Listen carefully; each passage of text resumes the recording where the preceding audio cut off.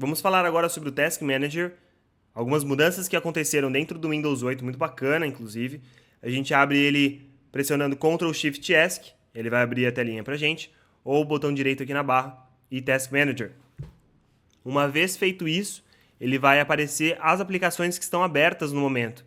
O Internet Explorer está aberto no momento, dá para ver que não está por aqui, mas esse Internet Explorer está aberto, inclusive com Bing. Se nós voltarmos aqui para o desktop, tem a opção de trazer mais detalhes que já volta mais ou menos o que a gente conhecia dentro do Windows 7, a forma que nós conhecíamos o próprio Task Manager lá do Windows 7.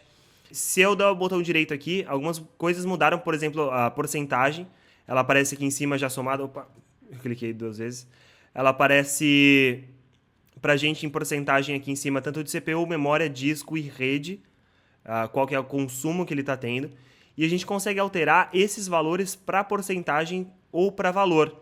Então, por exemplo, se eu der um botão direito aqui, vier em Resource Values, memória, e alterar para porcentagem, eu consigo ver a porcentagem dos, por exemplo, 55, ele é a soma de todas essas porcentagens aqui embaixo, de tudo isso aqui.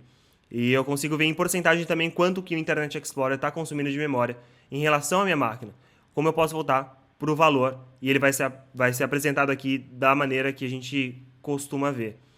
Além disso, se eu der um botão direito, eu consigo ver, tirar um dump dessa aplicação, ou de qualquer aplicação que estiver rodando. Eu consigo pesquisar online, isso aqui é bacana porque ele vai sempre trazer o nome do executável e a descrição desse executável e vai jogar dentro do Bing.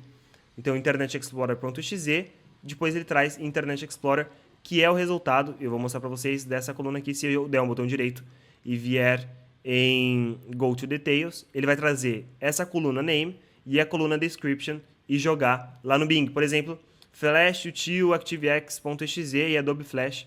Vou dar uma olhada Search Online. Ele vai trazer esses dois parâmetros, então Flash Util ActiveX.exe e Adobe Flash Player Utility, e vai trazer dentro do Bing para a gente tentar identificar o que esse processo faz se nós não conseguirmos pegar através dessa description. A gente acabou de sair da parte de processos para a aba de detalhes e aqui algumas opções a mais não são apresentadas, como as propriedades, como Weight Chain, como o UAC Virtualization, Priority, Affinity.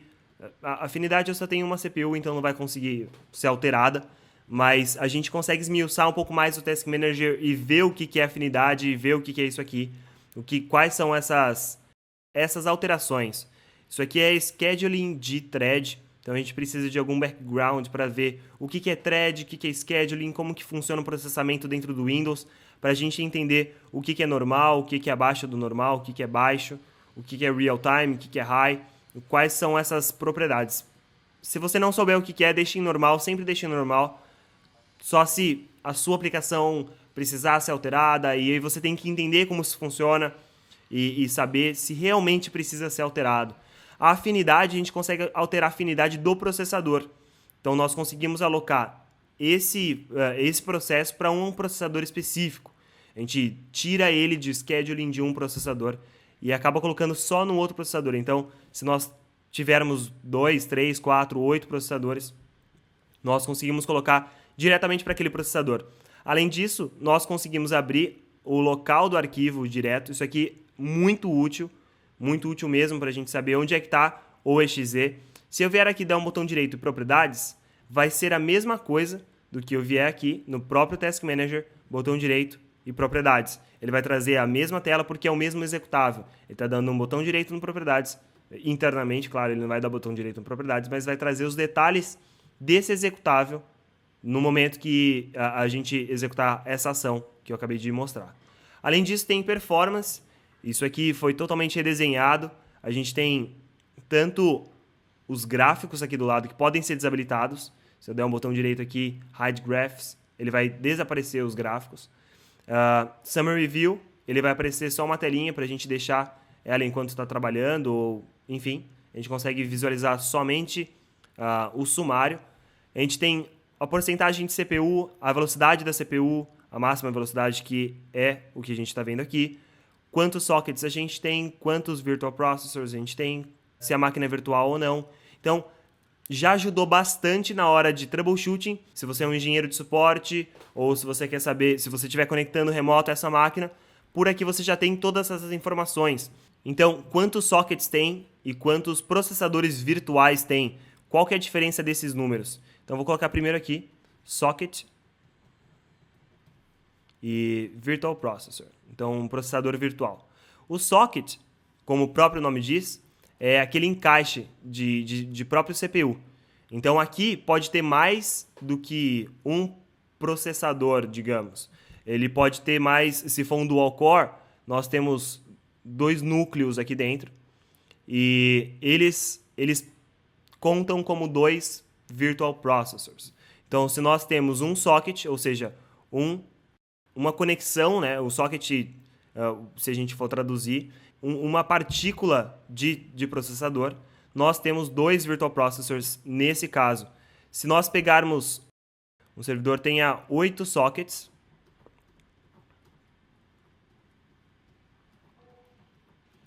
e cada um desses sockets, eles têm 2 núcleos. Então, vou fazer 2 cisquinhos aqui. E a quantidade de processadores virtuais vai dobrar. Então, nós, no final, vamos ter 16, porque são 8 vezes 2, porque cada um deles tem um virtual processor, tem um núcleo, e o Windows vai entender isso como um virtual processor. Então, por isso que ele vai nos mostrar aqui, como é uma máquina virtual, eu coloquei apenas um processador virtual apenas.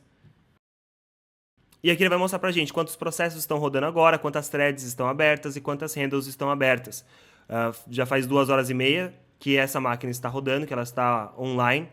Eu consigo ver o histórico de cada uma das aplicações, mesmo que elas estejam fechadas.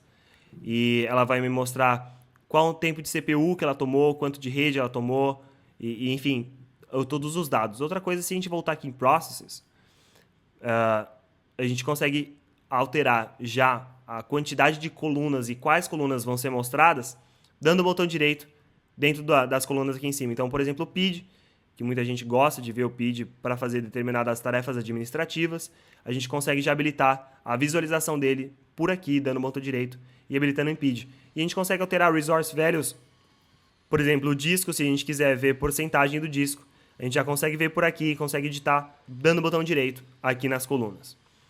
Vamos voltar lá para App History, já mostrei isso aqui. Em Startup não tem nenhum serviço que é iniciado enquanto a máquina inicia, a máquina é zerada, ela não tem nada instalado. Os usuários e quais são os processos que esse usuário iniciou, a gente consegue ver aqui, por exemplo, o meu usuário está consumindo 54% de memória e 8% de CPU.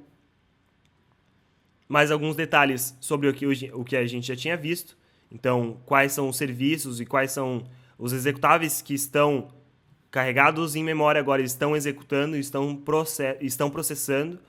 E os serviços que são iniciados na máquina, se eles estão iniciados, se eles estão parados, se eles estão desabilitados. E se estiverem em execução, nós conseguimos ver qual que é o PID relacionado a esse serviço.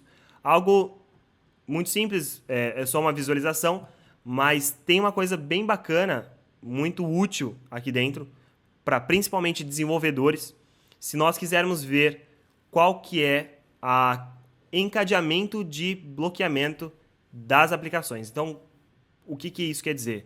Então, digamos que nós temos uma aplicação rodando aqui, ela precisa acessar um recurso aqui embaixo. Só que tem um outro processador 2, um outro processo número 2, que ele já pegou esse recurso, e esse recurso não é compartilhado. Então, esse primeiro processo aqui, ele vai ficar esperando, e ele vai ficar blocked pelo processo número 2. Então, o processo número 1, ele vai ficar bloqueado pelo processo número 2, até o processo número 2 soltar esse recurso, ele consegue consumir esse recurso e consegue continuar com o seu processamento. A gente consegue ver isso aqui visualmente dentro do Task Manager. Um exemplo, se nós dermos o botão direito e viermos aqui em Analyze Wait Chain, ele nos vai mostrar que dentro do mesmo PID, então vamos fazer análise, vamos dar uma olhada no que é isso. Dentro do mesmo PID, Então, dentro do mesmo processo, do mesmo executável, nós temos duas threads que uma está bloqueando a outra. Inclusive, nós conseguimos finalizar o processo, mas se nós finalizarmos esse processo, consequentemente, esse processo será finalizado. Isso aqui é para mostrar apenas esse wait chain, onde que um está grudado ao outro, onde que um está esperando para o outro. Inclusive, maiores informações, dá uma olhada aí embaixo no vídeo. Eu vou colocar um documento explicando o que é isso e como que a gente analisa, como que você verifica isso. Inclusive, pela sua aplicação, não necessariamente pelo Task Manager, você consegue ouvir eventos do sistema para esse tipo de problema. Essa visualização em detalhes, ela se assemelha muito ao que a gente tinha lá no Windows 7, no Windows Vista, no Windows XP. Nós tivemos um grande salto para essa aba processos, mas é sempre importante a gente manter uma compatibilidade com o que as pessoas já estão acostumadas. Mas esse é o Task Manager. Para acessá-lo, Ctrl Shift ESC, vai aparecer, se não aparecer dessa maneira, vai aparecer aqui como More Details ou Fewer Details, dependendo do tipo que você estiver acessando. Se você já acessou, se você já abriu, ele vai reter a informação para você. Beleza? É isso aí. Valeu!